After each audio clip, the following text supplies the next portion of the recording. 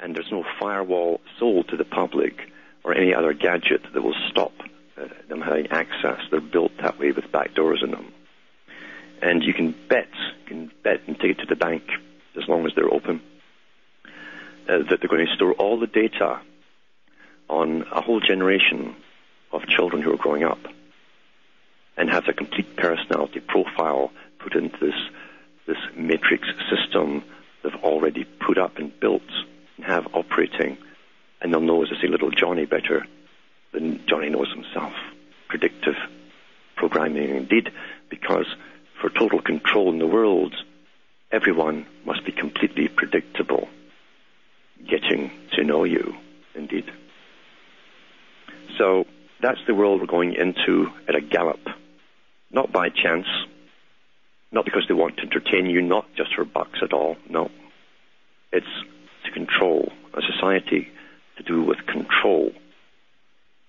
An ongoing, never-ending journey where man is the material, the base material, which can be remade and perfected and used as the masters see fit. That's what it's all about. Long-term agenda. It's interesting that Huxley and others talked about this coming world, and movies were made about it, where they showed you the interfacing. In the Star Trek series too, they had the Borg there, and from adults' points of view, the Borg were horrific creatures, robotic creatures in a spaceship they called the Hive. The Hive, by the way, has been used in the military to talk about the general public. All public locations where people live, habitat areas, are called hives in the military now, and they get documentation when they're in an army base as to where to go in the hive, general population, for libraries and so on. And I'll be back with more of this after the following messages.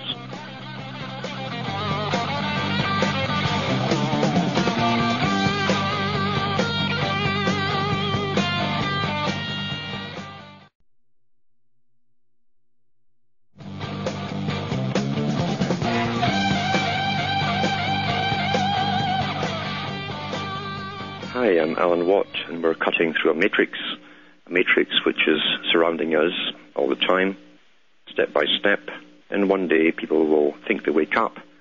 It'll be in a different world. They won't notice it, most of them, because they're being brought up with the fantasy of it, and now they live the fantasy, thinking they're in a real world, and they'll do real jobs in a physical world. They could be doing something rather nasty, like cleaning out a barn or something. But they'll think they're on the moon with James Bond and Skybreaker or something like that.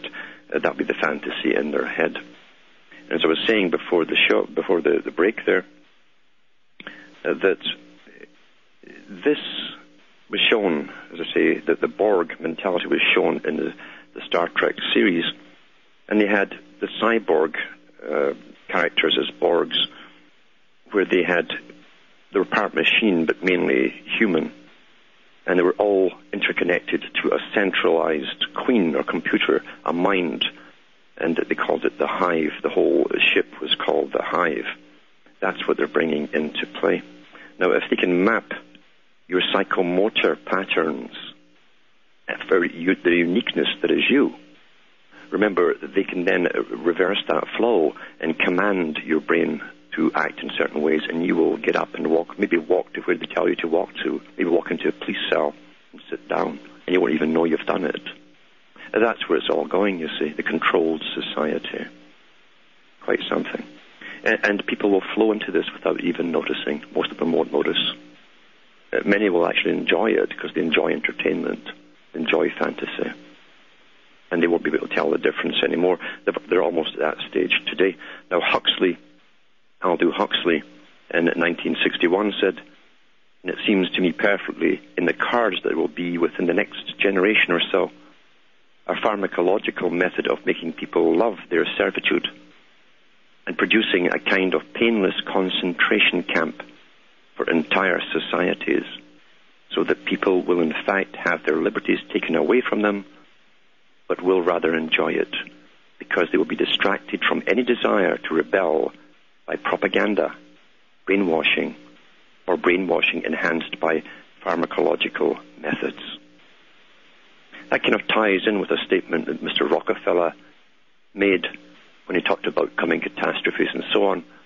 And when he was asked about the people, how will they behave, he says, they'll come to us with perfect docility. Absolutely certain that they would. And no wonder, because we're all being drugged at the moment with all the spraying, and we're getting dumbed down by 1,000 different methods the general public are unaware of. Now, we've got Dan from California on the line. Are you there, Dan? Hello. Hello. Yeah, go ahead. Yeah. Hey, Alex. Boy, it's great to talk to you. And, your subject is right on. I'm a video game developer from California. And when I started at Atari back in the 80s, we always used to joke because Atari was right across the street from Lockheed Missiles in Space. Coincidence, eh? And, we made games like Missile Command and Battle Zone, and we always used to joke that, there was a secret tunnel between Atari and Lockheed, and if anything ever happened, they just hooked these kids up to these games, and the gamers would control, these devices at Lockheed. We thought it was a big joke. Yeah. So the last game that I worked on was Call of Duty 4, right? It's for the Xbox 360. It's one of the biggest games out there. This Call of Duty game. Mm-hmm. And I can't even believe, I'm listening to your show, and I'm working on the game, and the game's, a first-person shooter, all takes place in the Middle East, mm-hmm. with all of these all the overtones and political overtones that you can think of coming from the Middle East. The propaganda. And, just by, and the server that we're working on, the whole game, it's called Huxley 6. Oh, really? I couldn't believe it. And just before the game starts, on each of the intro levels, they have little quotes. And quotes from who? Bertrand Russell, yeah. Plato. I'm surprised they didn't throw in Albert Pike.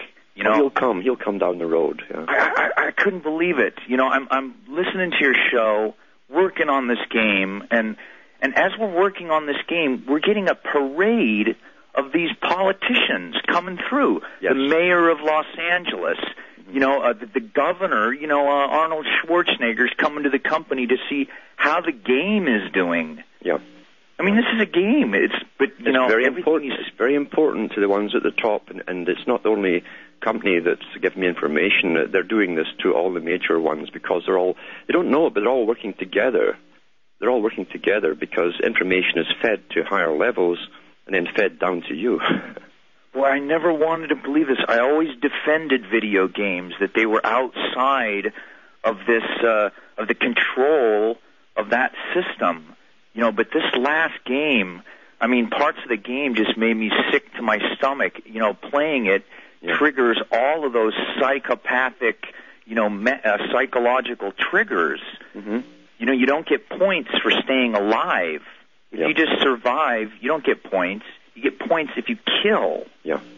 It's designed this, and, just the effects of the game was just, it was just wild, Yes.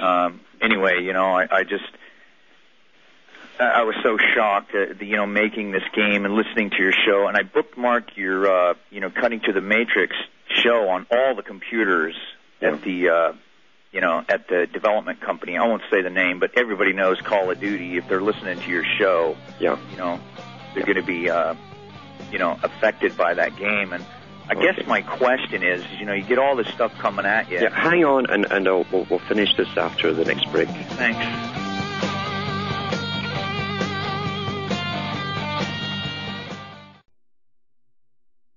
You're listening to the Republic Broadcasting Network, because you can handle the truth.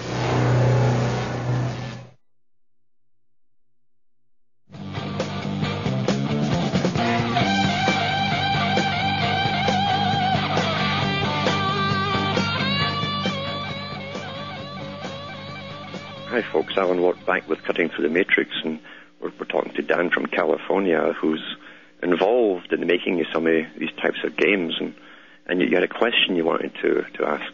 Well, I guess the question is, I've been listening to this show for a while, and everybody calls in. You have all this information about everything that's coming down. It's all true.